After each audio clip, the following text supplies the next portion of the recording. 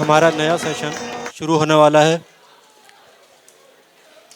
نئے سیشن کا عنوان ہے نئی آوازیں، نیو اردو رائٹرز. جی آپ کو میری آواز آ رہی؟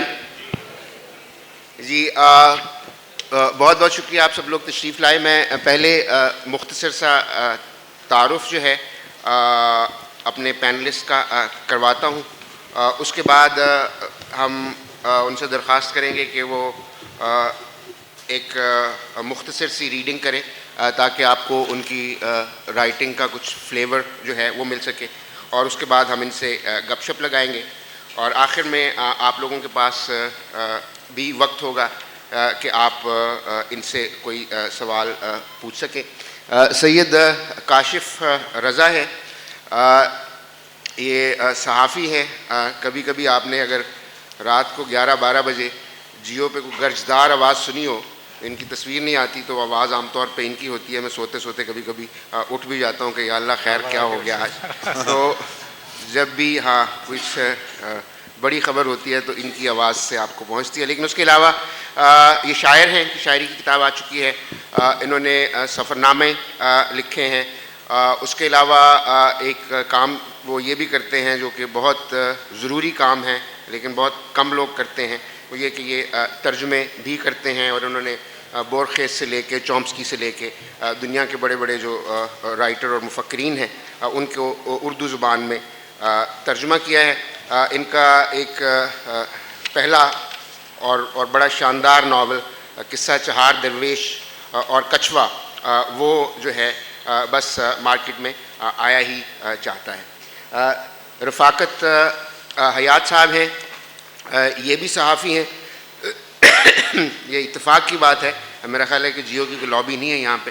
یہ بھی جیو انٹرٹینمنٹ میں کام کرتے ہیں.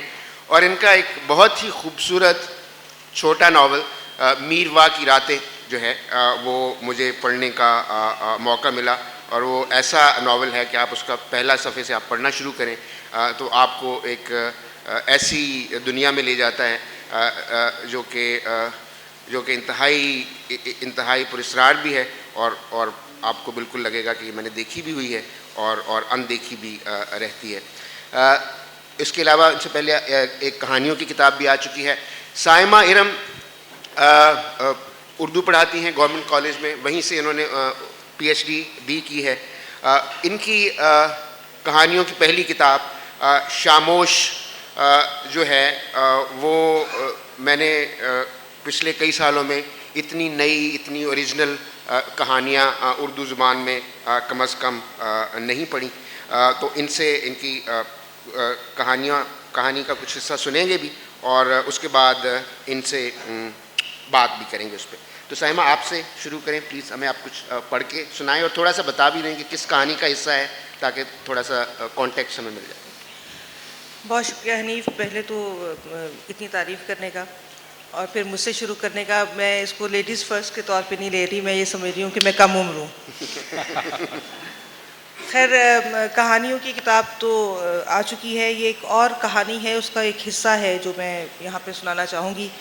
اس کا عنوان ہے، بلکہ یہ دو الگ الگ حصے ہیں، پوری کہانی پڑھنے کا تو یہاں وقت نہیں ہے. اس کا عنوان ہے میرا غسل خانہ. نہیں یہ آپ بیتی نہیں، کم از کم اس وقت تک تو نہیں. یہ جگ بیتی بھی نہیں، یہ صرف ایک بیان ہے. آپ کا من چاہے تو اسے افسانہ کہہ لیجئے، یا من چاہے تو اس تحریر کے تار و پود بکھیر کر اسے ایک ناشائستہ بیانیہ کہہ دیجئے. یہ ایک ضروری تمہید ہے کہ اس لکھت کے سب اسباب نہایت فرضی ہیں جن کا افراد یا علاقہ یا زبان سے کچھ لینا دینا نہیں، جو محض ہو رہے ہیں.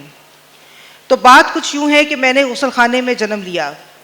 میرے باپ کو مبارکباد دینے سے پہلے میرا غسل خانے میں جنم ایک خبر بن گیا، اس حد تک کہ میرے باپ کو یہ جاننے میں دلچسپی نہ رہی کہ میں عورت ہوں یا مرد. وہ صرف یہ جاننا چاہتا تھا کہ میں غسل خانے میں کیوں جنمی. اس سوال کا جواب اسے نہیں مل سکتا تھا، کم از کم ایسا کہ اس کی تسلی ہو پاتی. اس لیے وہ ساری زندگی مجھے اسی سوال کی آڑ میں دیکھتا رہا. عجیب ہے کہ اس سوال کا جواب مجھے بھی نہیں مل سکا، مگر مجھے اتنا ضرور علم ہے کہ غسل خانے نے میرے لیے کیا کچھ کیا. میرا غسل خانے میں جنم میری ماں کی عجلت سے ہوا. مگر یہ تو صرف ایک بات تھی، مجھے یاد نہیں، مگر میری ماں نے مجھے بتایا، اور اب یہ میری ان یادداشتوں میں سے ہے جو محو نہیں ہو سکتی کہ مجھے جنمے جانے کی بہت جلدی تھی۔ اسی لیے میں نے انتظار نہیں کیا کہ میں اپنی ماں کو آخری پیشاب کے بعد حاملہ خانے میں واپس آنے دوں۔ وہ یہ بھی بتاتی ہے کہ میرے جنم سے پہلے اس نے زندگی کا طویل ترین پیشاب کیا تھا، اور اسے ایسی راحت کبھی نصیب نہ ہو سکی تھی، نہ اس سے پہلے نہ اس کے بعد، لیکن میں نہ اس سے پہلے نہ اس کے بعد، یہاں تک کہ جب اس کی کوکھ سے میرا وجود الگ ہوا تب بھی نہیں۔ اس نے مجھے بتایا نہیں تھا، لیکن میں جانتی تھی کہ ماں جیسی بھی ہو اپنی کوکھ کے بوجھ کو دھرتی پہ لٹا دینے کے بعد سکھ محسوس کرتی ہے، اور چند لمحوں ہی کے بعد یہ بوجھ اس کے کاندھوں پہ لاد دیا جاتا ہے۔ مجھے حیرت ہے کہ ماؤں نے کبھی سسیفس ہونے کا دعویٰ کیوں نہیں کیا، شاید اس لیے کہ سسیفس کی ظاہری شباہت ایک مرد کی سی ہے، عورت کے روپ میں تو مشقت کی دیوی کبھی ظاہر نہیں ہوتی، بے فائدہ مشقت کی دیوی۔ اس سے پہلے کہ ساری بات کو میرے تعصب سے جوڑ دیا جائے یا کسی ایسے فلسفے سے جس کے بارے میں کچھ نہیں جانتی، میں اپنے غسل خانے کی طرف لوٹ جانا پسند کروں گی۔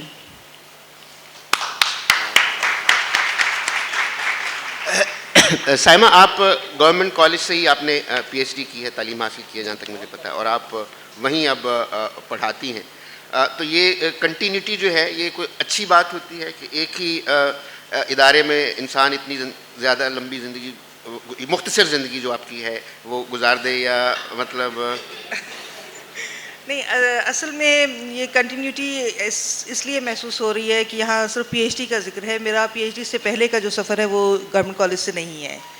اس سے پہلے میں لاہور کے 2 اداروں سے میں نے انٹر بھی وہیں سے کیا، اس کے بعد ایم اے کے لیے میں پنجاب یونیورسٹی میں چلی گئی تھی اور انٹر کالج سے ایم اے کیا تھا، ایم فل بھی وہیں سے کیا تھا، اور پی ایچ ڈی کے لیے میں یہاں اس لیے آئی تھی کیونکہ ایک میرے بہت ہی محترم میرے گرو جن کو میں کہتی ہوں، ڈاکٹر سہیل احمد خان، ان کا وہ یہاں آ گئے تھے، اور میں چاہتی تھی کہ میں پی ایچ ڈی کا جو کام کروں ان کے ساتھ کروں، اس لیے میں گورنمنٹ کالج آئی۔ ویسے گورنمنٹ کالج سے مجھے محبت تو ہے، تو محبت میں تو آپ کچھ بھی کر سکتے ہیں، کنٹینیوٹی رکھ سکتے ہیں۔ میں آپ سے یہ کہانیاں آپ کی پڑھتے ہوئے، زیادہ تر کہانیاں جو ہیں آپ کی ان لوگوں کے بارے میں ہیں جو معاشرے کے تقریباً مارجنز پہ ہوتے ہیں۔ ایک اس میں صرف ہے جو پڑھاتے ہیں کسی کالج میں، اور وہ کالج میں کہانی سیٹ ہے اور کالج کے میٹنگ روم میں، لیکن باقی زیادہ تر کہانیاں جو ہیں وہ ایسی جگہوں کے بارے میں ہیں اور ایسی کلاس کے بارے میں ہیں جس میں عام طور پہ ہمارے جو مڈل کلاس مرد ہیں ان کی رسائی بھی نہیں ہوتی۔ تو میں آپ سے یہ پوچھنا چاہوں گا کہ یہ سبجیکٹس آپ کیسے چوز کرتی ہیں، اور اس میں جو ڈیٹیلز ہے وہ اتنی فائن ہے اور اتنی اچھی ہے اور اتنی اوتھینٹک لگتی ہے کہ وہ آپ ایسی جگہوں پہ آپ کی سوچ جو ہے وہ کیسے پہنچتی ہے؟ میرا خیال ہے کہ کچھ سوچ کے تو میں نے نہیں لکھا تھا، جب میں لکھ رہی تھی تو یہ تو میں نہیں اس وقت سوچ رہی تھی کہ مجھے اس علاقے کے بارے میں لکھنا ہے تو اتنی فائن ڈیٹیلز دینی ہے۔ میرا خیال ہے کہ وہ جب میں نے شروع کیا تو اس کے ساتھ ساتھ آتی چلی گئی۔ آبزرویشن میری بہت ہے اس معاملے میں، میں کوشش یہ کرتی ہوں شعوری طور پہ کہ اگر میں نے کسی لوکیل کے بارے میں لکھنا ہے تو کم از کم میں اس کو وزٹ ضرور کروں، اس کو دیکھوں، لوگوں سے ملوں۔ میں نے اب جب میں سوچتی ہوں، اس وقت تو ظاہر ہے کہ میں نہیں سوچتی تھی، سچی بات ہے، مجھے نہیں پتا کہ یہ کیسے ہوا، لیکن اب جب میں سوچتی ہوں، پلٹ کے دیکھتی ہوں تو مجھے لگتا ہے کہ میں کسی سے نفرت نہیں کرتی تھی، میں کسی کو بلیک یا وائٹ کے طور پہ نہیں دیکھتی تھی۔ مجھے لگتا تھا کہ ان دونوں کے بیچ میں بہت سے رنگ ہیں، اور نہ میں کسی کو کہتی تھی کہ یہ غلط ہے، اس سے نہیں ملنا، اس سے نہیں ملنا۔ میں بہت سے لوگوں سے ملتی تھی جس کی وجہ سے بینگ اے وومن، ایک عورت ہونے کے ناطے، اور ظاہر ہے کہ مڈل کلاس سے میرا بھی تعلق ہے، تو بہت سی بدنامیاں بھی میں نے مول لی اس کے چکر میں، بہت سی ڈانٹ بھی کھائی کہ تم کہاں بیٹھی رہتی ہو، کیا کرتی رہتی ہو۔ آپ نے آبزرویشن کی بات کی، ساتھ مجھے یہ احساس ہوا کہ آپ کا کان بھی بہت اچھا ہے، کیونکہ اس میں جو ڈائلاگز ہیں، جو لہجے ہیں، وہ مختلف علاقوں کے، مختلف کلاسز کے، وہ بہت مجھے اتھینٹک لگے، یا کم از کم آپ نے اس کو لکھنے میں بہت اتھینٹک بنا دیا۔ یہ بتائیے کہ جس طرح کے سبجیکٹس کے بارے میں آپ نے لکھا ہے، اس کے بارے میں مرد بھی بعض دفعہ لکھتے ہوئے گھبراتے ہیں، اور جسے عام زبان میں یہ کہا جاتا ہے کہ یہ اب بہت بولڈ سبجیکٹس چوز کرتی ہیں۔ حالانکہ جب میں پڑھ رہا تھا تو مجھے ایسے لگا کہ یہ ساری چیزیں وہ ہیں جو ہماری ہیڈ لائنوں میں رہتی ہیں، کہ یہ ساری چیزیں جو ہے یہ روز ہمیں ان سے گزرنا پڑتا ہے، لیکن جب آپ ان کو فکشن میں لکھتے ہیں تو لوگ کیوں یہ کہتے ہیں کہ یہ تو بہت ایسی بات ہو گئی کہ جو نہیں کرنے والی؟ ہاں، یہ آپ نے بڑا اچھا سوال کیا، اور یقین مانیے کہ میری دلی خواہش بھی تھی کہ مجھ سے یہ پوچھا جائے، کیونکہ یہ مجھ سے بہت پوچھا گیا. جب میں نے شروع کیا تو کچھ دوستوں کے کہنے پہ میں نے ہمت کی اور میں نے اپنا افسانہ پیش کر دیا. تو ایک بات جو بار بار آتی تھی، اب بھی آتی ہے، کہ تم عورت ہو کے اس طرح کے لکھ رہی ہو، مردوں کے پاس بیٹھ کے تم اس طرح کی بات کر دیتی ہو اور یہ لفظ استعمال کر دیتی ہو، تم منٹو بننا چاہتی ہو، تم اس پر چغتائی بننا چاہتی ہو. بہت میں نے یہ سنا. تو پہلی بات تو یہ ہے کہ میں سمجھتی ہوں کہ کمپیریٹیولی منٹو ایک بہتر معاشرے میں زندہ تھے. میرا خیال ہے کہ آج وہ اس طرح کا لکھ رہے ہوتے تو اول تو کوئی ان کو 20 روپے نہ دیتا، اور وہ جو کھٹاکھٹ لکھ کے کچھ پیسے لے جاتے تھے، بہرحال لے تو جاتے تھے، تو اب تو شاید وہ ایسا بھی نہ کر پاتے اور ان کو برف کا کارخانہ ہی چلانا پڑتا. اور دوسری بات یہ کہ ایسا کچھ لکھتے تو مقدمے بازی کی تو نوبت ہی رہا تھی نا، اس سے پہلے ہی یا لاپتہ ہوتے یا کسی چوک میں مارے جاتے. تو ہم 50 سال کے بعد بیٹھ کے کہہ رہے ہوتے کہ منٹو شہید جو ہے وہ انہوں نے یہ کر دیا. تو میں تو ایسا کچھ نہیں کرنا چاہتی، مجھے اپنی زندگی سے بہت پیار ہے. لیکن جہاں تک سبجیکٹس کی بات ہے تو یہ ہے، لوگ اکثر یہ سمجھتے ہیں کہ بولڈ لفظ استعمال کر لینے سے میں شاید تیکھا لکھنا شروع ہو گئی. ایسا نہیں ہے، وہ لفظ استعمال کرنے سے زیادہ چھاپنے والے کی ہمت ہے کہ اس نے چھاپ دیا. میرے خیال سے سبجیکٹس کا چناؤ جو ہے، مثلا میری جو کہانی ہے چھوٹی پہلوان، اس میں جو سکھ کیریکٹر ہے، اس میں میں نے یہ پوائنٹ آؤٹ کیا، ڈاکٹر اشتیاق صاحب بیٹھے ہوئے ہیں سامنے، کہ فسادات میں ہمارا بھی کچھ قصور تھا، ہم نے بھی شروع کیا. یا کرسچن کیریکٹرز کے بارے میں لکھنا. اس کا خیال مجھے اس طرح سے آیا تھا کہ جب میں پی ایچ ڈی کر رہی تھی تو اس دوران چونکہ فکشن ہی پہ میرا کام تھا، تو اس دوران میں نے بہت سی کہانیاں پڑھیں، بہت سے افسانے پڑھے، لیکن میں نے یہ دیکھا کہ مائنورٹیز پہ کچھ خاص لکھا نہیں گیا اردو میں آرٹ کے لحاظ سے. مسعود اشر کی کچھ چیزیں ہیں، یا اکرام اللہ صاحب کی کچھ چیزیں ہیں، لیکن جیسے یا اگر پرانے لوگ ہیں جیسے منٹو نے تو خیر لکھا موزیل وغیرہ، اور پرانے لوگوں میں تو آپ کو پھر بھی مل جاتا ہے، لیکن بعد میں آتے تھے مائنورٹیز ایک طرح سے نظر انداز ہوتی گئی، ان کے بہت مسائل ہیں. تو اس وجہ سے پھر میں اس طرف میں نے کہا کہ اس کو بہت شکریہ. اس کی ایک وجہ یہ بھی ہو سکتی ہے کہ پنجاب کے، مجھے کسی دوست نے بتایا تھا کہ کراچی میں پھر بھی تھوڑا سا مختلف کمیونٹیز کے لوگ رہتے ہیں، کہ پنجاب میں آپ پوری زندگی گزار سکتے ہیں بغیر کسی غیر مسلم سے ہاتھ ملائے یا اس کے ساتھ بیٹھے ہوئے کھانا کھائے. تو بہت سارے لوگوں کے تجربے میں ہی نہیں ہے کہ یہاں پہ اور طرح کے لوگ بھی رہتے ہیں. رفاقت، میروا کی راتیں، پہلے تو مجھے کہیں سے پتہ چلا کہ آپ نے یہ ختم بہت پہلے کیا تھا ناول، اور لیکن بہت عرصے تک یہ چھپا نہیں. اس کی کوئی وجہ؟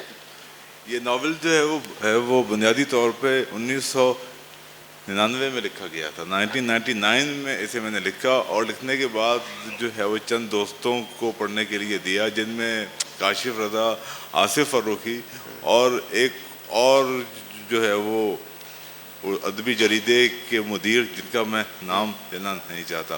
انہوں نے جو ہے وہ اس پہ بہت تنقید کی اور مجھے اس کے بہت سے حصے نکالنے کا مشورہ دیا. پھر مجھے ایک چیز کا احساس تھا اس وقت یہ لکھنے کے بعد کہ شاید یہ جو ہے وہ بہت زیادہ بولڈ قسم کی تحریر ہے.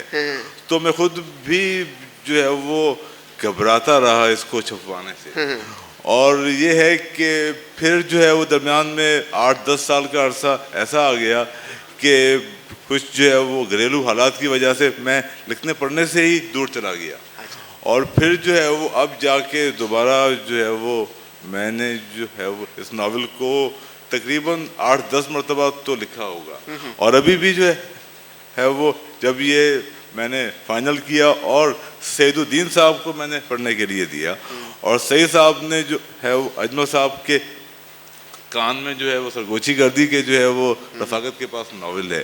تو مجھے اجمل صاحب کا فون آ گیا کہ بھائی ناول ہے تو دیں مجھے. میں نے جو ہے اجمل صاحب کو دے دیا ناول، اور وہ اس طرح آج میں چھپا پہلے. اور پھر ہے کہ آج میں چھپنے کے بعد جو ہے وہ ہمت ہوئی کہ اسے کتابی صورت میں بھی لایا جائے. اور اس طرح یہ جو ہے وہ اس میں سے کچھ پڑھ کے پلیز. جی میں اس کا جو ہے وہ شروع کا ہی حصہ جو ہے جہاں سے یہ سٹارٹ ہو رہا ہے وہ میں کچھ پڑھتا ہوں. آج کی رات اس کی بیکار زندگی کی گزشتہ تمام راتوں سے بے حد مختلف تھی. شاید اس لیے اس کی نیند آنکھوں سے پھسل کر رات کے گھپ اندھیرے میں کہیں گم ہو گئی تھی، مگر وہ اسے تلاش کرنے کی بے سود کوشش کر رہا تھا، کیونکہ وہ گہری نیند سو کر خود کو اگلی شب کے ردگے کے لیے تیار کرنا چاہتا تھا.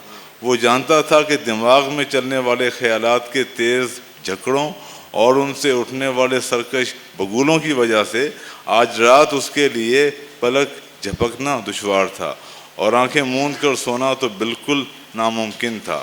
وہ محرابوں والے برآمدے میں چھت کی سیڑھیوں کے قریب چارپائی پر رضائی اوڑھے لیٹا ہوا رات گزارنے کی ترکیب ڈھونڈ رہا تھا.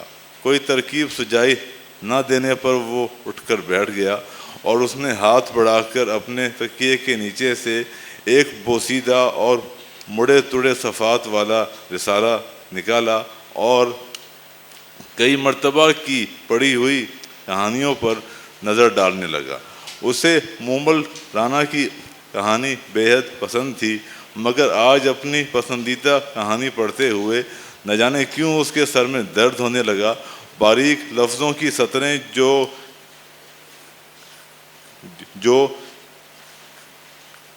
کاغذ کی سطح پر قطار باندھے کھڑی تھیں دھیرے دھیرے بکھرنے لگیں. باریک لفظ منہ قلم بند کر صفحے کی سطح پر ایک تصویر بنانے لگے. تصویر مبہم اور غیر واضح تھی، مگر غور کرنے پر کسی عورت کی پشت معلوم ہوتی تھی. عورت کا خیال آتے ہی وہ تصویر پر اور زیادہ غور کرنے لگا. مگر یہ کیا، تمام لفظ سطح سے یکساں غائب ہو گئے اور ان کے ساتھ ہی لفظوں سے بنی وہ مبہم سی تصویر بھی غائب ہو گئی. وہ حیرت سے رسالے کے اوراق پلٹنے لگا. رسالے کے تمام اوراق لفظوں سے یکسر خالی ہو چکے تھے. کسی بھی صفحے پر نہ تو عنوان لکھا نظر آ رہا تھا اور نہ ہی عبارت. سارے کے سارے صفحے کورے دکھائی دے رہے تھے. اسے ایک لمحے کے لیے محسوس ہوا کہ وہ اس وقت مومل کے کاک محل میں موجود ہے. اس نے بلا تردد رسالے کو اس کی جگہ واپس رکھ دیا اور تکیے پر اپنا سر رکھ کر سیدھا لیٹ گیا اور رضائی کو اپنے آدھے جسم پر اوڑھ لیا. اس نے کئی مرتبہ آنکھیں زور سے میچ کر نیند کے خمار کو اپنے ذہن پر طاری کرنے کی کوشش کی، مگر ہر مرتبہ اس کے ذہن نے اس دھوکے کو قبول کرنے سے انکار کر دیا. یکے بعد دیگرے کروٹیں لینے کے بعد وہ ایک بار پھر سیدھا ہو کر لیٹ گیا. اس کی آنکھیں خود بخود محرابوں والے برآمدے کی اونچی چھت پر بھٹکنے لگیں. بے ضرورت اور بے سبب وہ چھت کی کڑیاں گننے لگا. اس نے پہلے دائیں سے بائیں اور پھر بائیں سے دائیں چھت کی کڑیوں کو شمار کیا، مگر دونوں مرتبہ ان کی تعداد 21 ہی نکلی. 21 بظاہر تو گنتی کا سیدھا سادہ سا عدد ہے، مگر اس کا خود سری پر آمادہ ذہن اس عدد سے بھی کوئی خاص مطلب برآمد کرنا چاہتا تھا. اسی لیے اس نے 21 کے 2 اور 1 کو آپس میں جمع کر دیا اور اس کے حاصل جمع 3 پر خواہ غور کرنے لگا. یہ سادہ سا عدد اس کے ذہن کو عقیدت کے مسئلے کی طرح پیچیدہ معلوم ہو رہا تھا. اس کے لیے 2 کا عدد اس پیچیدگی کا حامل نہیں تھا جو پیچیدگی اسے 3 کے عدد میں پنہاں محسوس ہو رہی تھی.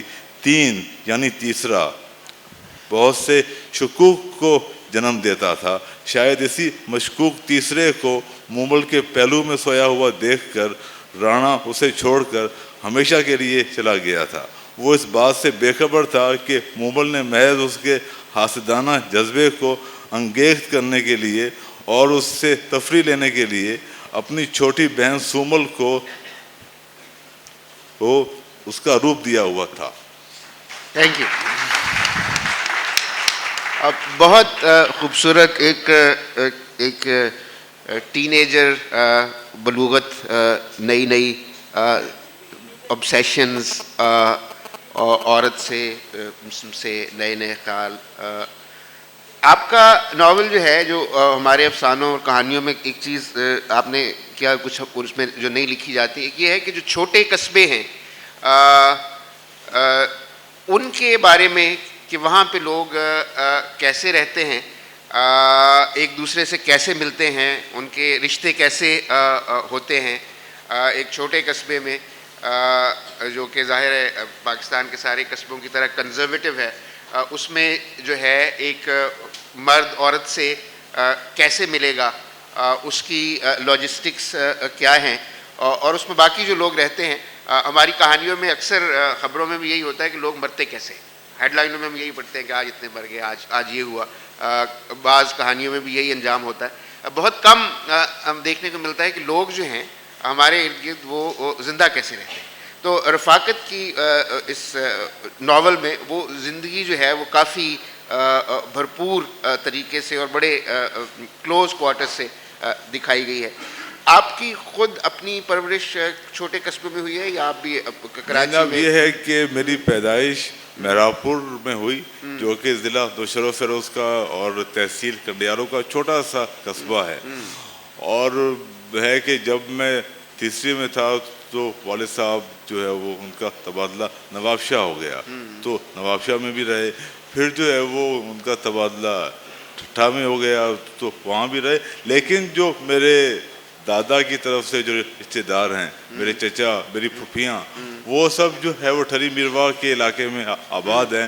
اور ان کے پاس میں بچپن سے ہی جو ہے وہ جانا رہا. گاؤں میں, دیہات میں, چھٹیوں میں ان کے پاس جاتے تھے, ان کے پاس گزارتے تھے وقت. پھر جو ہے وہ کیا ہوا کہ جو ہے وہ 95 میں مجھے پی ٹی سی ایل میں جاب ملی, اور پی ٹی سی ایل میں جاب ملی اور میری جو ٹریننگ تھی وہ سکھر میں ہوئی.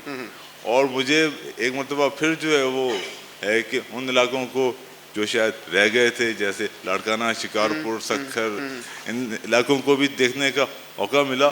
اور اسی دوران جو ہے وہ میرواہ کی راتیں کا جو اخوا ہے پھوٹا وہ, اور وہ بھی جو ہے وہ پھر جو ہے وہ ہے کہ 98 میں میں کراچی آ گیا, اور تب سے جو ہے وہ.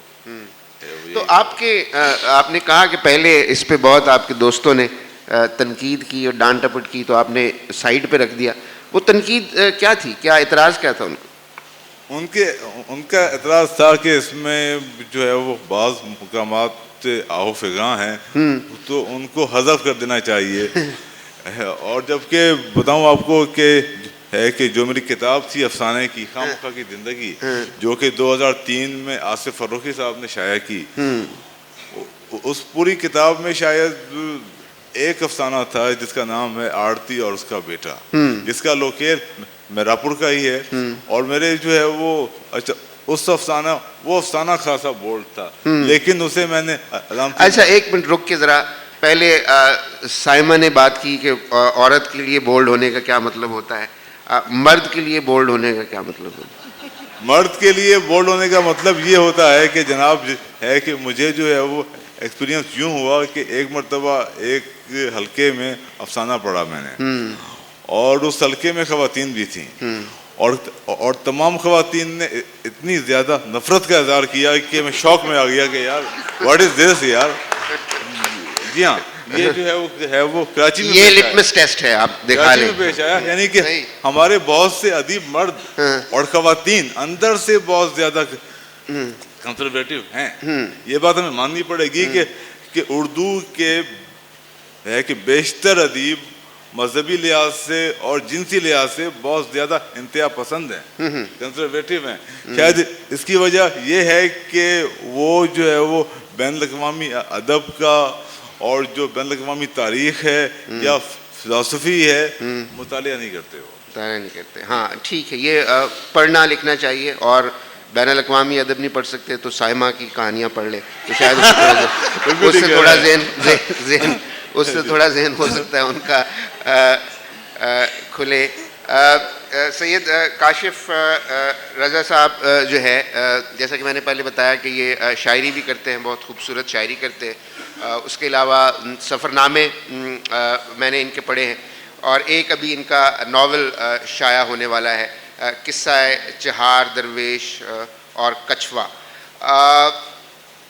باقی جو ہمارے پہلے دو دوستوں نے جو ان کے ناول لکھا ہے, یہ جو کہانیاں لکھی ہیں, وہ موضوعوں میں اس میں بہت تنوع ہے اور رائٹنگ بڑی زبردست ہے, اور لیکن پھر بھی وہ لگتا ہے کہ وہ ایک جو ٹریڈیشنل طریقہ ہوتا ہے لکھنے کا, کہ آؤ میں آپ کو ایک کہانی سناتا ہوں, تو شروع سے لے کے آخر تک ایک کہانی سنائی جاتی ہے.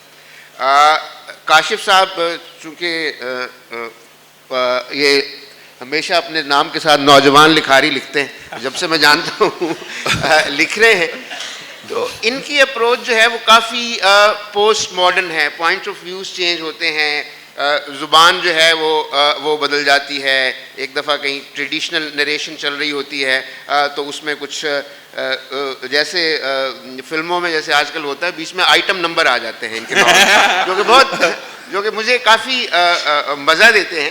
میں صرف اس سے پہلے کہ ہم آپ کا تھوڑا سا سنیں, میں یہ پوچھنا چاہتا ہوں کہ یہ آپ نے طریقہ جو ہے یہ ناول لکھنے کا کیوں آپ کو زیادہ پسند آیا؟ یہ جو ہے وہ ملٹی تھیمڈ ناول اس لیے ہو گیا, اور اس میں جو ہے کچھ پیچیدگیاں اگر پائی گئی تو وہ اس لیے ہو گئی کہ میری پوری کوشش تھی کہ میں یہ ناول نہ لکھوں. تو میں 4 سال سے اس کوشش میں تھا کہ میں ناول نہ لکھوں, اور یہ سارے مختلف بہانے تھے. کبھی کہانی کو کسی طرف مجھے لے جاتی تھی, کبھی کسی طرف. تو بیسیکلی یہ جو ہے نا, میں خود اپنے لیے اس کام کو مشکل بنانا چاہ رہا تھا تاکہ میں اس کو چھوڑ دوں, مگر وہ بالآخر, اور میں نے کسی کو بتایا بھی نہیں تھا. ایون رفاقت کو میں نے کوئی 1 سال پہلے بتایا کہ میں نے یہ حرکت کی ہے. تو اس کے بعد لیکن ویسے دوستوں کو شک تو تھا کہ کچھ کر رہا ہے, کافی لوگوں کو شک تھا کہ ہاں. تو وہ پھر انہیں 4 دوستوں کو دکھایا تو ان کی طرف سے مختلف وہ پوائنٹ آف ویوز ملے, لیکن چاروں نے تعریف کی. تو پھر میرا کچھ حوصلہ بڑھا کہ میں بھی ناول لکھ سکتا ہوں. تو پھر میرا ارادہ ہے کہ اس کو لایا جائے. تو یہ کچھ پڑھ کے اچھا, یہ ایک ایسا پیسیج ہے, اس میں ایک جاوید اقبال ایک کردار ہے, وہ صحافی ہے. اب جاوید اقبال جو صحافی ہے وہ کرینہ کپور کو آئیڈیلائز کرتا ہے, اور اپنے آفس کی ایک لڑکی کو پسند کرتا ہے, اور اس کو ہی has chosen her to be his wife. لیکن ایک تیسری خاتون ہے جس کے ساتھ وہ اس کے اور معاملات ہیں. تو یہ 3 خواتین ہیں. اب اس کو ایک خواب آتا ہے, ایک رات ایک خواب آتا ہے, اس میں یہ تینوں خواتین جو ہے نا منگل ہو گئی ہیں. اب اس کے بعد کیا ہوتا ہے وہ آپ کو سناتا ہوں. کہ یہ جیو میں اگر زیادہ نائٹ شفٹیں کریں تو اس طرح کی ذہنی حالت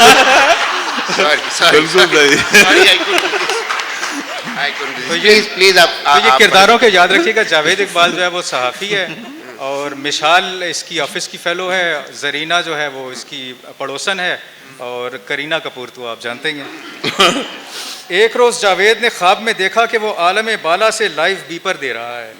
ایک روز اسے عرفات کے میدان میں سجنے والے یوم حشر سے رپورٹنگ کرنی پڑی. لیکن ایک خواب ایسا تھا جس میں زرینہ, کرینہ کپور اور مشال سب گڈمڈ ہو کر رہ گئی تھیں, اور جاوید اگلے کئی روز تک اس خواب کو بھلا نہیں سکا تھا. اس نے دیکھا کہ مشال ایک ایسے شخص کا بیپر لے رہی ہے جس کا دعویٰ ہے کہ اس نے 6-7 خواتین کو اسلحے کے زور پر جرغمال بنا رکھا ہے, اور جو لائیو بیپر کے دوران ان میں سے ایک ایک کو اپنی ہوس کا نشانہ بنا رہا ہے. ایک اور حیرت انگیز بات یہ تھی کہ بیپر دینے والے کی تصویر بھی باکس میں لگی ہوئی تھی. بیپر کے دوران وہ شخص خاتون کا نام اس کی ولدیت کے ساتھ بتاتا تھا اور پھر اپنی کارروائی شروع کر دیتا تھا.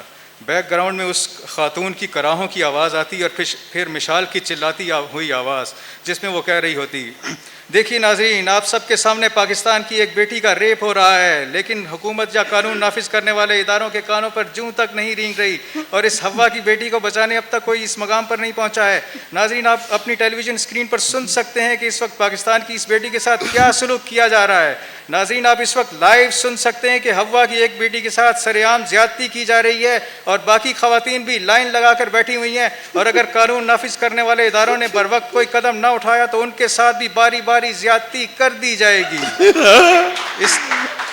اس دوران ٹیلی ویژن اسکرین کے ماتھے پر سرخ رنگ کی ایک پٹی پر 2 مصرے بدل بدل کر آ رہے ہیں. ایک پر لکھا ہے ثنا خان تختی سے مشرق کہاں ہیں, دوسری پٹی پر لکھا ہے مدد چاہتی ہے یہ ہوا کی بیٹی. بیک گراؤنڈ میں جو خاتون کرا رہی تھی اب اس کے رونے کی آواز آ رہی ہے جیسے وہ اپنی تقریر پر راضی برضا ہو گئی ہو. مشال چلا کر پوچھتی ہے, آخر آپ چاہتے کیا ہیں, مطالبہ کیا ہے آپ کا؟ میرا مطالبہ ہے کہ اس ملک میں شریعت نافذ کی جائے اور وزیر اعظم فی الفور ٹی وی پر اس کا اعلان کرے. تھوڑی دیر میں ٹی وی پر ویڈیو چلنے لگتی ہے جس میں اغوا کار وکٹری کا نشان بنائے اپنے دونوں بازو اوپر اٹھائے گھر سے نکل رہا ہوتا ہے اور اس کے پیچھے 6-7 خواتین اپنے چہرے چادروں سے چھپائے بھاگ رہی ہوتی ہیں. اسے پولیس وین میں بٹھایا جاتا ہے تو ایک رپورٹر اپنا مائک اس کے منہ تک لے جانے میں کامیاب ہو جاتا ہے. وہ شخص کہتا ہے میں نے جو کچھ کیا اس پر مجھے کوئی شرمندگی نہیں, انما الاعمال بالنیات, اور مجھے ان دنیاوی عدالتوں سے انصاف لینا بھی نہیں. میری نیت میرا اللہ جانتا ہے, مجھے اسی کی عدالت سے انصاف نہیں لینا ہے. خواب میں پتہ نہیں کب مشال کی جگہ زرینہ اینکر کی کرسی سنبھال لیتی ہے. اس نے ویسی ہی ایک چادر اوڑھ رکھی ہے جیسے اغوا کار کے چنگل سے بھاگنے والی عورتوں نے اوڑھ رکھی تھی. پھر وہ چادر اتار کر ایک طرف رکھ دیتی ہے. اس کی قمیض کندھے پر سے پھٹی ہوئی ہے اور اس میں سے اس کا سٹریپ نظر آ رہا ہے. وہ زرینہ ہے لیکن کنٹرول روم میں سب اسے مشال مشال ہی پکار رہے ہیں. اب زرینہ مولانا تاج الدین توحیدی کو لائن پر لیتی ہے. مولانا صاحب آپ نے ابھی ٹی وی اسکرین پر خود دیکھا کہ اور سنا کہ میرے ساتھ کیا سلوک کیا گیا ہے. جب میرے ساتھ وہ سب کچھ ہو رہا تھا تو آپ نے میری کراہیں تو سنی ہوگی مولانا صاحب. یہ سب لائیو ہو رہا تھا میرے ساتھ. آپ کیا کہنا چاہیں گے اس پر؟ مولانا فرماتے ہیں آپ لوگ کیوں بلا وجہ میڈیا پر ایسے سوال پوچھتی ہیں؟ ایسے معاملات میں پردہ پوشی ہی مستحسن ہے. لیکن مجھے تو لگتا ہے کہ آپ امریکہ کے ایجنڈے پر اور سیکولر ایجنڈے پر کام کر رہی ہیں. مولانا صاحب میرا ریپ ہوا ہے اور آپ کہہ رہی ہیں کہ میں ایجنڈے پر کام رہی ہوں. زرینہ کی کپ کپاتی ہوئی آواز کے ساتھ اس کے آنسو بھی آنکھوں میں موٹے موٹے آنسو آ جاتے ہیں. کٹ مت کرنا, کٹ مت کرنا. کنٹرول روم سے پروڈیوسر کی چلاتی ہوئی آواز آتی ہے. ڈریک پر ایک افسر کی آواز آتی ہے بیوقوف اس وقت خواتین کے شارٹس کیوں چلا رہے ہو؟ مشال کو فل اسکرین پر لو. اچھا جی بالکل جی, پروڈیوسر کہتا ہے. ادھر کنٹرول روم کے سٹاف نے افسر کا پہلا لفظ سنتے ہی مشال کو فل اسکرین پر لے لیا تھا. پروڈیوسر اسے کہتا ہے مشال جذبات لاؤ مشال. اس شور و غوغا میں مولانا صاحب کا خطاب سنائی نہیں دے رہا. جب وہ خاموش ہوتے ہیں تو زرینہ ٹھوڑی ہلاتی ہے اور فل اسکرین پر ناظرین سے ایک جذباتی خطاب کرنے لگتی ہے. لیکن اب اس کی شکل کرینہ کپور جیسے لگنے لگی ہے, فلم چنبیلی کی کرینہ کپور. وہ اپنی نیلی ساڑی میں ملبوس اسکرین پر بیٹھی ہے اور اس کے بلاؤز پر سرخ پھول سے بنے ہوئے ہیں. اس نے چنبیلی کی کرینہ کی طرح اپنے ہونٹوں پر بہت سی سرخی تھوپی ہوئی ہے اور یہ سرخی اس کے ہونٹوں کے ارد گرد اس بات کا ثبوت بن کر پھیلی ہوئی ہے کہ اس کے ہونٹوں کو خوب مسلا جا چکا ہے. وہ جذبات سے رندھی ہوئی آواز میں بول رہی ہے اور اس کی آواز بھی کرینہ کپور کی آواز ہے. ناظرین میرے ساتھ بدسلوکی کی گئی, زیادتی کی گئی اور وہ بھی لائیو. میرے ساتھ کیا ہوا وہ میں آپ کو بتا بھی نہیں سکتی, لیکن آپ نے خود میری آوازیں سنی. آپ خود بتائیے کہ قصور کس کا ہے؟ اسلام کا نفاذ کون نہیں چاہتا؟ میں خود چاہتی ہوں, لیکن اس کے لیے میرے ساتھ یہ سلوک. اس کی آنکھوں سے 2 موٹے موٹے آنسو نکل کر اس کے رخساروں پر بہنے لگتے ہیں. زرینہ یا کرینہ کپور کے پاس ایک اور بریکنگ نیوز آ گئی ہے. وہ ٹیشو پیپر سے اپنے آنسو پونچھتی ہے اور ایک سانس بھر کر مولانا تاج الدین توحیدی کا شکریہ ادا کرتی ہے جو ویسے بھی کچھ دیر سے لائن پر موجود نہیں. اب وہ چیخ چیخ کر بول رہی ہے ناظرین اغوا کار نے خواتین کے ریپ کی ویڈیو جاری کر دی ہے. بچے اور کمزور دل کے حضرات اسے دیکھنے سے گریز کریں. ویڈیو میں شارٹس کو دھندلا کر دیا گیا ہے لیکن نیچرل ساؤنڈ جانے دی گئی ہے. بیک گراؤنڈ میں عورتوں کی کراہیں صاف سنی جا سکتی ہیں. یہ معلوم نہیں ہو رہا کہ وہ درد سے کرا رہی ہیں یا لطف سے. وہ ویڈیو کو پہچاننے کی کوشش کرتا ہے. اسے لگتا ہے کہ ریپ کرنے والا شخص وہ خود ہے, جبکہ جس عورت کو ریپ کیا جا رہا ہے اس کی شکل زرینہ سے یا شاید کرینہ سے ملتی جلتی ہے. بیک گراؤنڈ میں کسی گانے کی آواز آ رہی ہے, یہ میرا دل پیار کا دیوانہ. آڈیو تیز کرو. ڈریک پر افسر کی آواز آتی ہے. کنٹرول روم کا سٹاف یہ آواز سنتے ہی آڈیو بڑھا دیتا ہے, مگر پروڈیوسر پھر بھی چلاتا ہے یار آڈیو تیز کرو. آواز تیز ہوتی ہے دیوانہ دیوانہ پیار کا پروانہ آتا ہے مجھ کو پیار میں جل جانا. ریپ کرنے والا شخص زرینہ کرینہ کے بال گردن سے ہٹا کر اس کی گردن میں اپنا منہ گھسا دیتا ہے. زرینہ کرینہ کے چہرے پر ویسے ہی درد انگیز مسکراہٹ موجود ہے جیسی کرینہ کپور کے چہرے پر اس وقت آئی تھی جب فلم ڈان کے اس گانے کے آخر میں شاہ رخ خان کرینہ کپور کو اپنی جانب کھینچتا ہے اور اس کی گردن کی تنی ہوئی ناڑ کا بوسہ لے لیتا ہے. جاوید زرینہ یا کرینہ کے جسم کو چھونے کی لذت خود اپنے اندر محسوس کرنے لگتا ہے. وہ اپنے اندر یہ زوردار خواہش و برتی محسوس کرتا ہے کہ ریپسٹ اب زرینہ یا کرینہ کو دھکے لگانا شروع کر دے. ریپسٹ اس کی خواہش تسلیم کرتا ہے اور دھکے لگانا شروع کر دیتا ہے. پہلا دھکا ہی اس کی نیند کو لگتا ہے اور 2-3 دھکوں میں اس کی آنکھ کھل جاتی ہے. وہ بستر پر اٹھ بیٹھتا ہے اور اپنی رگوں کو تنا ہوا محسوس کرتا ہے.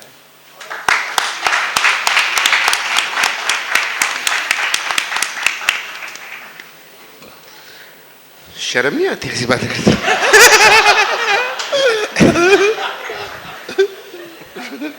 نہیں، ایک سنجیدہ سوال ہے، میں پہلے آپ کے سفر نامے بھی پڑھے ہیں.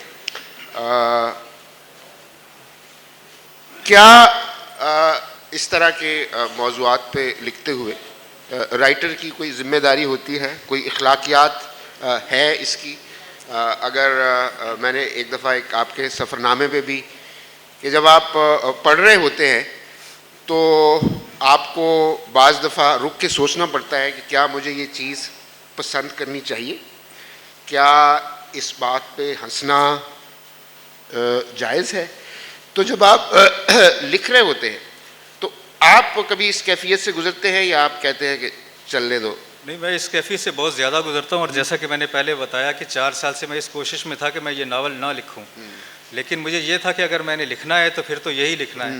دوسرا یہ ہے کہ میں اردو لٹریچر کا مطالعہ میرا خاصا کم ہے، تو انگریزی فکشن پڑھتے پڑھتے جب میں خود لکھنے پر آتا ہوں تو میری وہ جو شرم و حیا کے معیارات ہیں وہ انگریزی فکشن والے ہی ہو جاتے ہیں. پھر میں یہ سوچتا ہوں کہ اگر یہی چیزیں انگریزی پر میں ہم جب لکھتے ہیں اور ہم اسے پڑھتے ہیں تو ہم بہت زیادہ اچھمبا ہمیں نہیں ہوتا، تو اسے کیوں اردو میں لکھتے ہوئے کیوں ہو. لیکن یہ درست ہے کہ میں کافی بار سوچتا ہوں، اور 4 سال سے یہی سوچ رہا تھا، خاص طور پر اس لیے کہ میں ایک ایسے پیشے سے تعلق رکھتا ہوں جو بہت زیادہ شریفانہ بھی ہے اور بلکہ سیکس لیس اسے پیشہ کہا جا سکتا ہے کہ صحافی سیکس لیس ہوتا ہے، اس کی کوئی جنس نہیں ہوتی، ایسا لگتا ہے اس کے کوئی جنسی جذبات نہیں ہیں، اس کے اور دوسرے رومانی جذبات نہیں ہیں. حالانکہ وہ جو صحافی ہمارے ارد گرد جن سے میری ملاقات ہوتی ہے وہ سارے جذبات ان کے سارے موجود ہوتے ہیں، لیکن انہوں نے خود کو ایک پاکیزہ اور منزہ صورت دی ہوئی ہے. تو اکثر میں یہ سوچتا بھی ہوں کہ مجھے کسی اور پیشے میں ہونا چاہیے تھا، لیکن بہرحال جہاں جو ہے روزی روٹی اسی سے چل رہی ہے. تو لیکن یہ ضرور ہے کہ میں 4 سال سے جو میں نے کہا کہ میں کوشش میری یہ تھی کہ ناول نہ لکھوں، اس کی بنیادی وجہ بھی ایک یہ بھی تھی. تو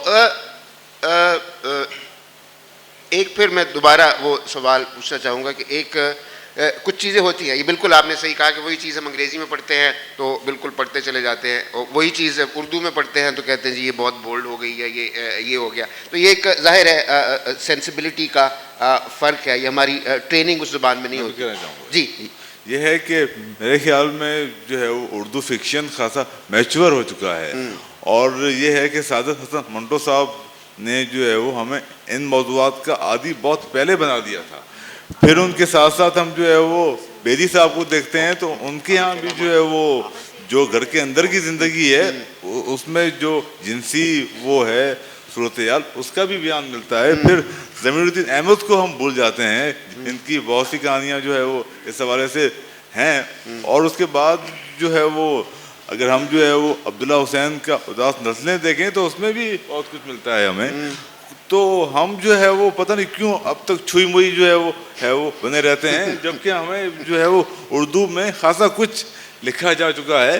اور جب ہم جو ہے وہ بارڈ دیکھتے ہیں جیسے کہ مارکیز کو ہم دیکھتے ہیں یا کنڈیرا کے یہاں دیکھتے ہیں، انہوں نے جو ہے وہ جنس کو کریٹیولی لکھا ہے، تو ہم کیوں نہیں ہے کہ اسے لکھ سکتے.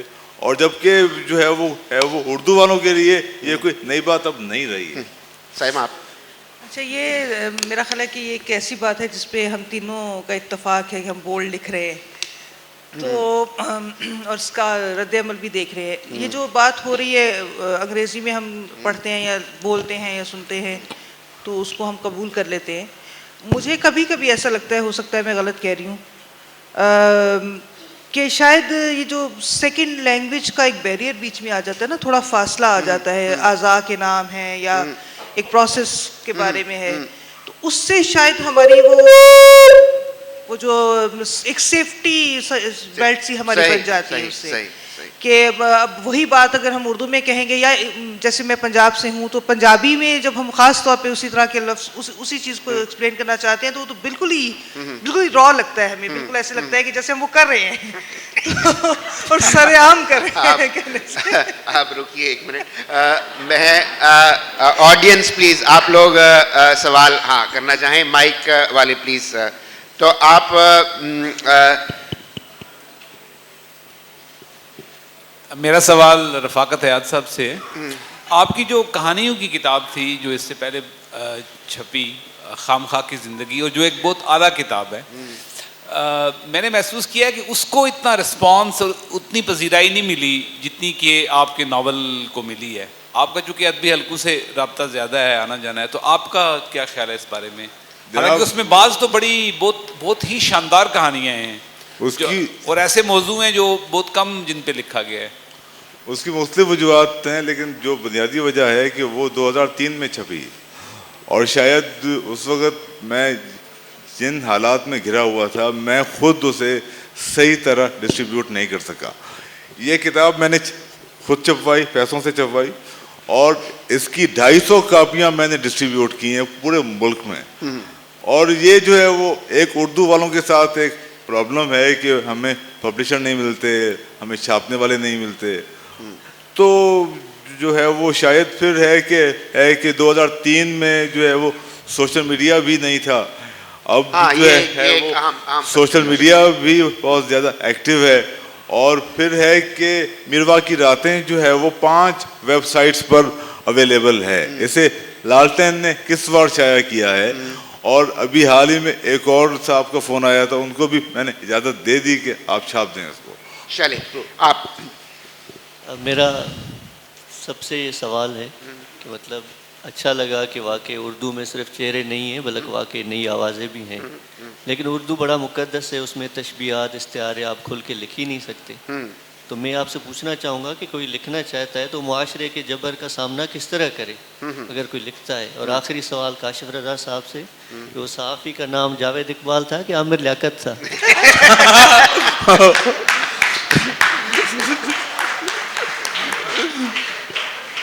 ویسے ان کے آپ تجویز کے لوگ بعد جواب بھی مختصر رکھیں کیونکہ اور بھی لوگ. میرا خیال ہے اس کا نام عامر لیاقت کر دینا چاہیے.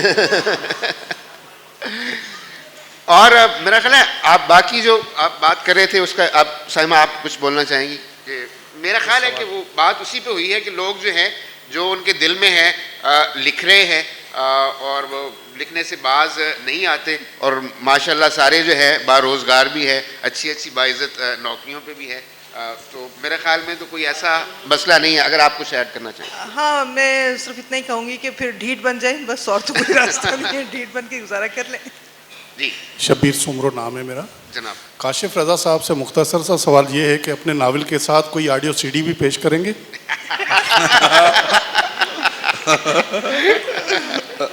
یہ ویسے تجویز اچھی ہے. ویسے ناول کا نام میں دوبارہ بتاتا ہوں, 4 درویش اور ایک کچھوا.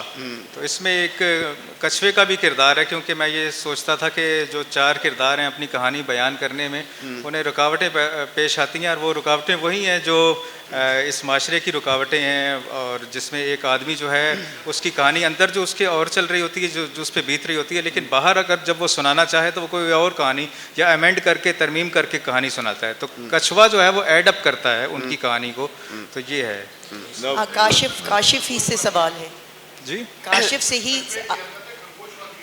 جی جی آپ بتائیے. کاشف آپ سے ہی تھا, جی. اور آپ نے اس کی وہ کری تھی کہ بیدی نے اور منٹو نے اور اس میں چغتائی نے, they did not, I'm sorry میں انگریزی استعمال کر رہی ہوں تھوڑی سی, trivialize نہیں کیا تھا. لیکن آپ نے جو پیسج پڑھا ہے, اور میں نے آپ کی ناول نہیں پڑھی ہے, تو may be it is not entirely correct, لیکن ریپ کو trivialize نہیں کر سکتے آپ, وہ بولڈنس نہیں ہوئی. So I felt you trivialized a very important issue.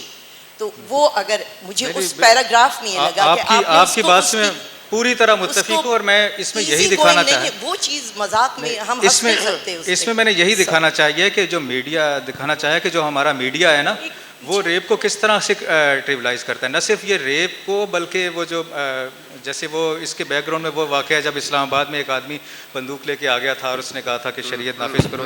تو اصل میں اس کا ہم کچھ جو ہے نا وہ ایسے ایریاز ہیں جن کو ہم پار نہیں کر سکتے. ان کو میرا یہ خیال ہے کہ ہم ہیومر سے ان کو شیٹر کر سکتے ہیں, ہیومر سے ان کو شیٹر کر سکتے ہیں. اور جس ایریا پر ابھی تک بات ہوئی وہ سیکس پر, اس سے زیادہ خطرناک ایک ایریا بھی ہے جیسے ریلیجن ہے, یا بالکل اس پر بات کرنا بھی مناسب. اگلا سوال لیتے ہیں, ہیومر سے ہم کر سکتے ہیں. اگلا سوال. جی سر, میرا کاشف صاحب سے سوال ہے کہ جس طرح ہم بولڈنس ایلیمنٹس ہم انگلش لٹریچر میں اوپنلی پڑھتے ہیں, اور حالانکہ یہ چیزیں انگلش اردو لٹریچر میں لکھنے سے اکثر گریز کیا جاتا ہے, کیا آپ یہ بتا سکتے ہیں کہ کیا کوئی اس کا ایسا نیریٹو ہو یا کوئی اس کا ادر لکھنے کا اسٹائل ہو کہ تاکہ وہ چیزیں انگلش اردو لٹریچر میں بھی آ جائیں، حالانکہ وہ ہمارے سماج کے چینج کا بھی جو ہے ایک پرسپیکٹیو لائیں. اس میں یہ کہ ہم آپ نیریٹو میں بہت سے تجربے کر سکتے ہیں. فکشن میں بہت زیادہ گنجائش ہے کہ آپ ایسے طریقے سے اسے لکھتے ہیں. ہیومر ایک طریقہ ہے جس کا میں نے آپ کو بتایا کہ اس کو ایسے طریقے سے لکھ سکتے ہیں کہ وہ اس میں مفل ہو جائے. ورنہ ہم اگر کالم لکھیں گے یا میڈیا پہ ٹاک ہوتی ہے تو بہت جلد وہ عامر لیاقت صاحب اس کا نوٹس لے لیتے ہیں. تو فکشن میں میرا یہ خیال ہے کہ ہم اس کو کسی طریقے سے بہت سے نیریٹو کے بہت سے سٹائل ہیں ان کو یوز کر سکتے ہیں. اچھا، اس میں ایک بات جو سب میں کرنا چاہ رہی تھی اور وہ رہ گئی کہ جیسے ہم دیکھتے ہیں کہ ہمارے فلم انڈسٹری میں بعض اوقات یا شوبز میں بعض اوقات، ہمارے ہی نہیں ہر جگہ پہ کچھ سینز آ جاتے ہیں جن کی قطعی طور پہ ضرورت نہیں ہوتی ہے فلم کے اندر، وہ صرف مسالہ ڈالنے کے لیے ہوتے ہیں. تو اگر تو بولڈنیس کسی بھی لحاظ سے، سبجیکٹ کے اعتبار سے ہو، الفاظ کے اعتبار سے ہو، منظر کشی کے اعتبار سے ہو، اگر تو وہ صرف مسالہ ڈالنے کے لیے ہے تو یقیناً اس کو نہیں ہونا چاہیے. لیکن اگر وہ ضرورت ہے، وہاں کرخت لفظ استعمال کرنا بھی ضرورت ہے وہاں، تو میرے خیال سے اس میں کوئی مذائقہ نہیں ہے، اس کو استعمال کرنا چاہیے. جی، یہ ہے کہ میرے خیال میں جو ہے وہ ہے کہ جنس کو برائے جنس لینا مناسب نہیں ہے. جنس کا بہت گہرا تعلق ہماری سماجیات سے ہے، ہماری نفسیات سے ہے، ہماری سیاست سے بھی ہے، اور جو جس صورتحال میں جو ہے وہ ہمارے انسان رہ رہے ہیں اس سے بہت گہرا تعلق ہے. تو ہے کہ جنس کو برائے جنس جو ہے وہ لینا اور بات کرنا مناسب نہیں ہے میرے خیال میں. میرا خیال ہے ہمارے پاس ایک سوال کا وقت ہے. السلام علیکم سر، میرا آپ سب سے ایک یہ سوال ہے کہ میں ابھی اردو ادب میں بالکل طفل مکتب ہوں، اور آپ لوگ اس مقام پہ ہیں کہ آپ اپنی تحریروں سے کافی لوگوں کو متاثر کر سکتے ہیں. میں جب بھی اردو ادب کا مطالعہ کرتا ہوں تو میرے ذہن میں ایک بار بار سوال آتا ہے کہ کیوں میرا اردو ادب صرف جنس اور اس طرح کے پہلوؤں کو ہی سمیٹ پاتا ہے، کیوں میرے اردو ادب میں وہ تنوع نہیں ہے. اگر یہ سوال آپ کو لگتا ہے کہ مجھے آپ سے پوچھنا چاہیے تو کائنڈلی اس کا جواب دے دیں. نہیں، میرا خیال ہے ایک تو میں آپ یہ بھی جواب دیں گے. میرا خیال ہے ایک تو یہ سوال جو ہے وہ صحیح نہیں ہے. اردو ادب میں اور بھی بہت کچھ ہے، بلکہ زیادہ کچھ اور ہی ہے. ہر تاریخ ہے، ہمارے معاشرے کے جتنے بھی پہلو ہیں اس کی کہیں نہ کہیں پہ بات جو ہے ہوتی ہے.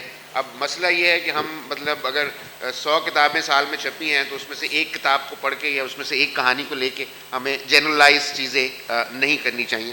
آپ یہ ہے کہ سوری، تارڑ صاحب کا بہت زبردست ناول ہے راکھ، جس میں کہ تاریخ بھی ہے اور جس میں ہلکا ہلکا سا جو ہے وہ دبی دبی سی جنس بھی اس میں ساتھ ساتھ چلتی ہے. دبی دبی، ہاں. تو ہاں بالکل، لیکن ایک رو ہے جو یہ بات آپ کا سوال جو ہے اس سے مجھے یہ بھی یاد آیا کہ ان کا ناول جو ہے جس پہ میڈیا میں بھی بات نہیں ہوتی، ان کا انوائرمنٹ کے بارے میں بھی نہ بھاؤ میں جو ہے اس میں یہ کہ ہم آہستہ آہستہ زمین اور اپنا پانی اور اپنا دریا کیسے کھوتے جا رہے ہیں. بہت سارے سیاسی عنوانات ہیں جن پہ لکھا ہے. تو یہ تھوڑی سی آپ نے زیادتی کی کہ اردو ادب میں اور کچھ نہیں ہے جنس کے علاوہ. جی، اب میرا سوال تینوں سے ہے. میں کسی زمانے میں اسلام آباد میں یونیورسٹی میں پڑھاتا تھا، تو وہاں پر مجھ سے ایک سوال پوچھتے تھے، سر آپ کی کلاس میں کیا ہندو بھی ہوتے ہیں؟ اچھا، وہ دیکھنے میں کیسے ہوتے ہیں؟ So they use to get amazed on this question. اچھا، میرا سوال اس لیے اس سے ریلیٹڈ ہے کہ آج کل جو سوشو پولیٹیکل کنڈیشنس ہیں، کیا آپ اپنی بولڈنیس کو تھوڑا کریڈٹ دیں گی دا وے کنڈیشنز آر دیز ڈیز؟ کیونکہ آپ تینوں بورڈ لکھتے ہیں اور میڈم سائمہ تو اتنی چھوٹی عمر میں بورڈ لکھتی ہیں، تو کیا سوشو پولیٹیکل کنڈیشنز کا کوئی کنٹریبیوشن ہے آپ کے لکھنے پر؟ اچھا، یہ ہے کہ میں جواب دینا چاہوں گا اپنے ایکسپیرینس کے حوالے سے. میں اس کا جواب دینا چاہوں گا کہ جو ہے وہ میں نے جب یہ ناول لکھا 1999 میں، تو اس کی وجہ محض جنسی نہیں تھی، اس کی وجہ جو ہے وہ سوسائٹی کا جبر بھی تھا. یہ ہے کہ ہمارے گھروں میں جو اس طرح ہماری تربیت ہوتی ہے، ہم کھل کے اپنے جذبات کا اظہار نہیں کر پاتے. ہمارا جو ہے اپنے والدین کے ساتھ بہت زبردست گیپ ہوتا ہے. تو بہت سے مسائل ہیں جو کہ گھر کے اندر بھی ہیں، گھر سے باہر بھی ہیں.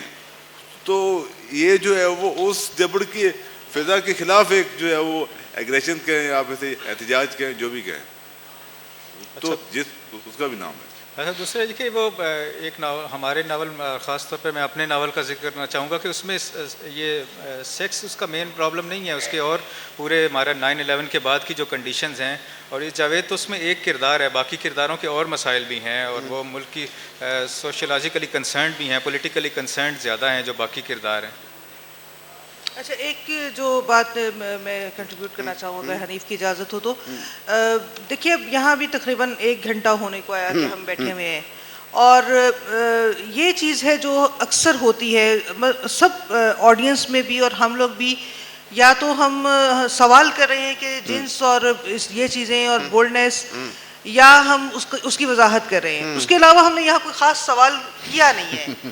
تو یہ جو رویہ ہے یہ میرا خیال ہے اس کو بدلنے کی ضرورت ہے، انہوں نے جو پوچھا تھا اس کی طرف آنے کی ضرورت ہے۔ بہت آپ نے اچھی بات کی، اور یہ رویہ بدلنے میں پہلا قدم یہ ہو سکتا ہے کہ آپ سائمہ کی کتاب شاموش وہ پڑھیں، رفاقت کی کتاب میروا کی راتیں وہ پڑھیں، جیسا کہ انہوں نے بتایا وہ آن لائن بھی اویلیبل ہے، اور کاشف کی کتاب جیسے ہی آئے آپ وہ پڑھیں۔ آپ تینوں کا بہت شکریہ، اور آپ لوگوں کا بھی بہت شکریہ۔ بہت شکریہ۔